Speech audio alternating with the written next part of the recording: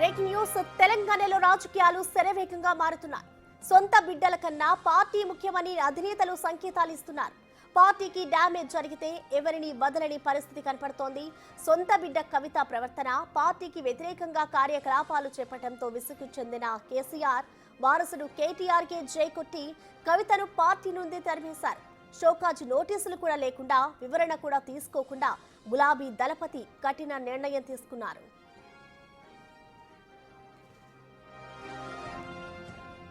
MLC కవితపై వేటు వేయడానికి చాలా కారణాలు ఉన్నాయని విశ్లేషకులు చెబుతున్నారు. కవిత ప్రవర్తనే సస్పెండ్ కు కారణమంటున్నారు. కాళేశ్వరం కేసులో తండ్రి కేసీఆర్ కి అవినీతి మరకలు అంటిస్తున్నారని మాజీ మంత్రి హరీష్ రావు, మాజీ ఎంపీ సంతోష్ రావులపై తీవ్ర ఆరోపణలు చేశారు. కాళేశ్వరం నిర్మాణంలో అవకతవకలు జరిగితే హరీష్ రావు, సంతోష్లు బాధ్యులని కవిత సూటిగా ఆరోపించారు.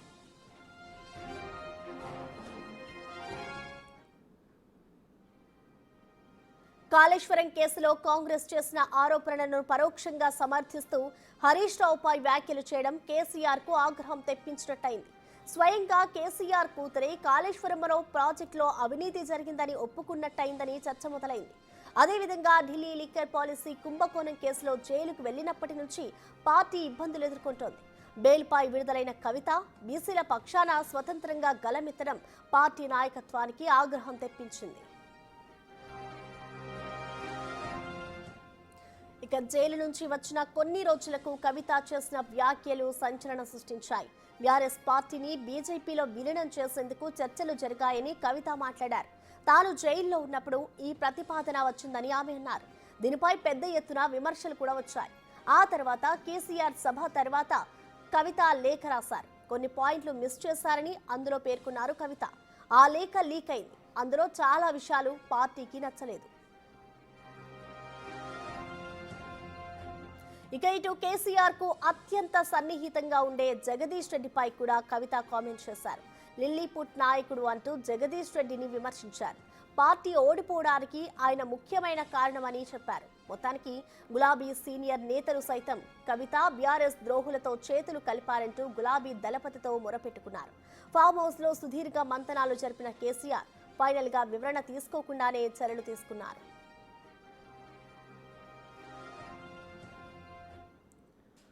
దీనిపై పూర్తి డీటెయిల్స్ ని మా ప్రతినిధి విజయ్ మనకి లైవ్ లో అందుబాటులో ఉన్నారు. విజయ్, మనం చూస్తూ ఉన్నాం ఇటు ఏదైతే కవిత ఇటు బీఆర్ఎస్ పార్టీకి సంబంధించి కూడా గత కొన్ని రోజుల నుంచి కూడా వ్యతిరేకంగా వ్యాఖ్యలు చేస్తూ వచ్చింది. సో ఈ నేపథ్యంలోనే సస్పెన్షన్ వేటు కూడా పడింది. సో మొత్తంగా నెక్స్ట్ ఏం చేస్తుంది అనుకోవచ్చు? ఇవాళ ప్రెస్ మీట్ కూడా ఉండబోతుంది కాబట్టి ఎలాంటి పరిణామాలు ఉంటాయనుకోవచ్చు విజయ్?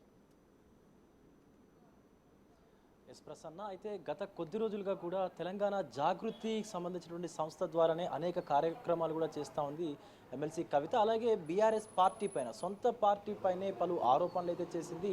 సో తన తండ్రికి రాసినటువంటి లేఖ ఏదైతే ఉందో అప్పటి నుంచి, ఆ లేఖ తర్వాత నుంచి పూర్తిగా సెనారియో అంతా మారిపోయిందనే చెప్పాలి. అయితే కవిత లిక్కర్ కేసులో అరెస్ట్ అయ్యి సుమారుగా 6 నెలల వరకు జైల్లో ఉన్న తర్వాత బయటికి వచ్చినప్పటి నుంచి కూడా బీఆర్ఎస్ పార్టీకి మరకలు అంటుకున్నాయంటూ కూడా బీఆర్ఎస్ పార్టీలో ఉన్నటువంటి ముఖ్య నేతలు మాట్లాడుకున్నటువంటి సందర్భం అయితే ఉంది. సో ఇప్పుడు కవిత బయటికి రావడానికి ముఖ్యులు ఎవరు అని చెప్పి మాట్లాడుకుంటున్నటువంటి విశ్లేషకులు అయితే, సో ప్రధానంగా అందులో హరీష్ రావుతో పాటు ఇటు జగదీశ్వర్ రెడ్డితో పాటు మరికొంతమంది నేతల పేర్లను కూడా చెప్పుకున్నటువంటి పరిస్థితి కనిపిస్తూ ఉంది. సో నిన్న కవిత చేసినటువంటి వ్యాఖ్యలు ఏవైతే ఉన్నాయో ఆ వ్యాఖ్యలను దృష్టిలో ఉంచుకొని అటు హరీష్ రావు పైన కావచ్చు, ఇటు మొన్న కవిత చేసినటువంటి వ్యాఖ్యలు ఏవైతే సంతోష్ రావు కావచ్చు, సో మరికొంతమంది నేతల పేర్లను కూడా చెబుతూ వీరి వల్లనే కేసీఆర్కు కాళేశ్వరంకు సంబంధించినటువంటి మరకలు అంటుకున్నాయి, వీరే కదా అసలైన బాధ్యులు అంటూ కూడా సో మొన్న కవిత చేసినటువంటి వ్యాఖ్యలు ఏవైతే ఉన్నాయో ఇన్ని రోజులు పరోక్షంగా దయ్యాలని లేకపోతే భూతాలని మాట్లాడినటువంటి కవిత ఇప్పుడు ఏకంగా పేర్లనే అందరి ముందు చెప్పడంతో పెద్ద ఎత్తున బీఆర్ఎస్ పార్టీలో అయితే తీవ్ర దుమారం రేగినటువంటి సిచ్యువేషన్ కూడా ఉంది.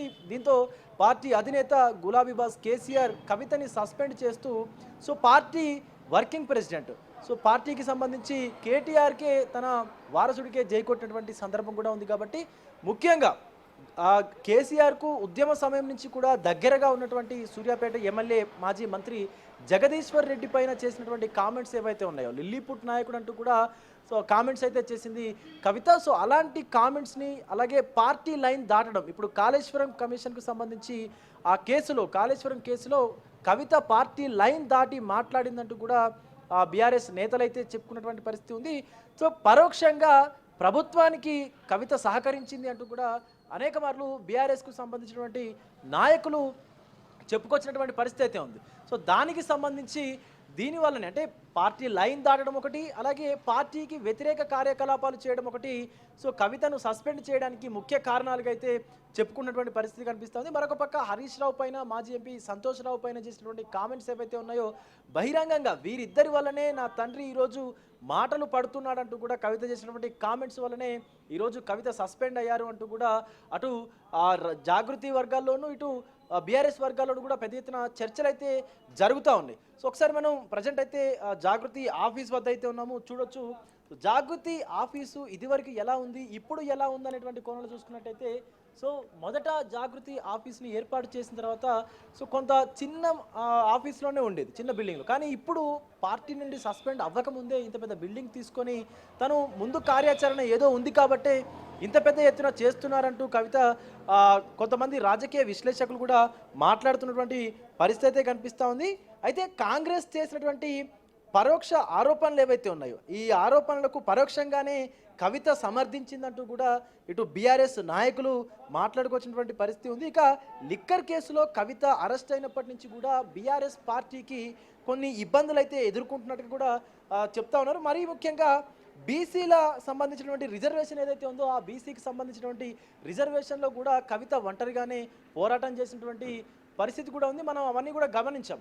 అయితే వీటన్నిటిని కూడా కారణాలుగా చూపుతూ బీఆర్ఎస్ అధినేత, బీఆర్ఎస్కు సంబంధించినటువంటి అధినేత కేసీఆర్ తనని సస్పెండ్ చేయడం పట్ల అయితే కవిత కొంత గుర్రుగా ఉన్నట్టుగా తెలుస్తోంది. ఈరోజు 12 గంటలకు ఒక ప్రెస్ మీట్ని కూడా ఏర్పాటు చేసి భారత రాష్ట్ర సమితికి సంబంధించినటువంటి ప్రాథమిక సభ్యత్వానికి, అలాగే పార్టీ నుండి గెలుపొందింది కాబట్టి ఆవిడకు సంబంధించినటువంటి ఎమ్మెల్సీ పదవి ఏదైతే ఉందో ఆ పదవికి కూడా రాజీనామా చేసే యోచనలో ఉన్నట్టుగా అయితే తన కార్యకర్తలు అనుచరగాలను కూడా మాట్లాడుతున్నటువంటి పరిస్థితి కనిపిస్తూ ఉంది.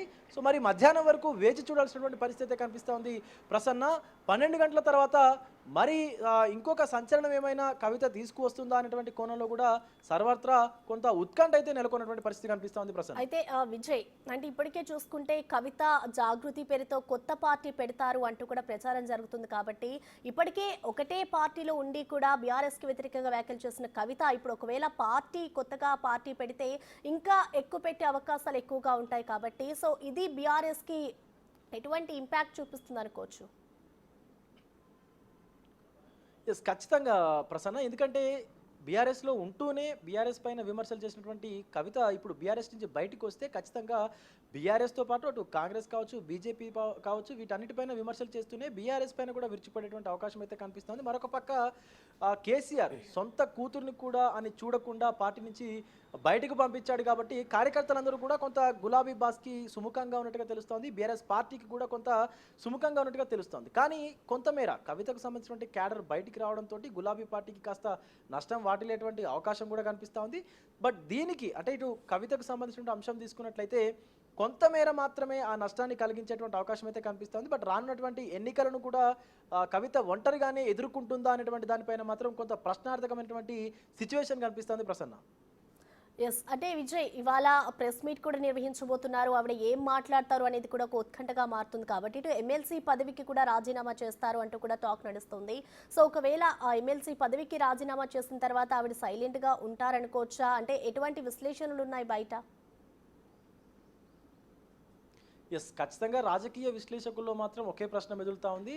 సో అందరూ కూడా ఎమ్మెల్సీ పదవికి రాజీనామా చేసిన తర్వాత అంటే బీఆర్ఎస్ నుంచి వచ్చినటువంటి ఎమ్మెల్సీ కాబట్టి ఆ పదవికి రాజీనామా చేసిన తర్వాత ఇటు బీజేపీ కాంగ్రెస్తో ఎలా అయితే కవిత ఆరోపణలు చేస్తూ ఉందో ఎలా అయితే వాటికి సమాధానం చెప్తా ఉందో రెండు పార్టీలకు, ఇప్పుడు బీఆర్ఎస్కు సంబంధించినటువంటి పార్టీకి కూడా అలాగే సమాధానం చెప్పేటువంటి అవకాశం ఉందంటూ కూడా రాజకీయ విశ్లేషకులు అయితే చెప్తా ఉన్నారు. మరొక పక్క ఇటు కొత్త పార్టీ పెడితే కవితకు సంబంధించి ప్రతి జిల్లాలోనూ క్యాడర్ కావాలి, అలాగే ప్రతి నియోజకవర్గంలోనూ పోటీ చేసేందుకు అభ్యర్థులు కూడా కావాలి. సో వీళ్ళందరినీ సమీకృతం చేసుకున్న తర్వాత వీళ్ళందరినీ కూడా ఒక గ్రూప్గా ఫామ్ చేసుకున్న తర్వాతనే కొత్త పార్టీ పెట్టేటువంటి అవకాశం అయితే ఉంటుంది. ఒకవేళ పెడితే కనుక సో వీళ్ళందరూ నాయకులు కావాలి, పోటీ చేసేటువంటి వాళ్ళు కావాలి, సో అలాగే మెయిన్గా దానికి సంబంధించినటువంటి ఫండ్ కావాలి. సో ఇదంతా సమీకరించుకునేందుకు అంటే క్రోడీకరించుకునేందుకు మొత్తం కొంత సమయం పట్టేటువంటి అవకాశం అయితే ఉంది కాబట్టి అప్పటి వరకు వేచి చూస్తుందా లేకపోతే ఈ రోజే పార్టీని అనౌన్స్ చేస్తుందా అనేటువంటి దానిపైన అయితే కొంత ఉత్కంఠగా నడుస్తున్నటువంటి పరిస్థితి కనిపిస్తూ ఉంది. ఈరోజు ప్రెస్ మీట్ అనంతరం అసలు ఏం జరగబోతోంది తెలంగాణ రాష్ట్ర రాజకీయాల్లో, ఒక పక్క బీఆర్ఎస్ మరొక పక్క కవిత అనేటువంటి ఈ సెనారియోకి ఎండ్ కార్డు పడుతుందా అనేటువంటి దానిపైన అయితే ఒక పూర్తి విచారణకు సంబంధించి అంటే పూర్తి డీటెయిల్స్ అయితే మనకు ఈ ప్రెస్ మీట్ అనంతరం తెలిసేటువంటి అవకాశం అయితే కనిపిస్తుంది. ఈ Prasanna right Vijay, thank you.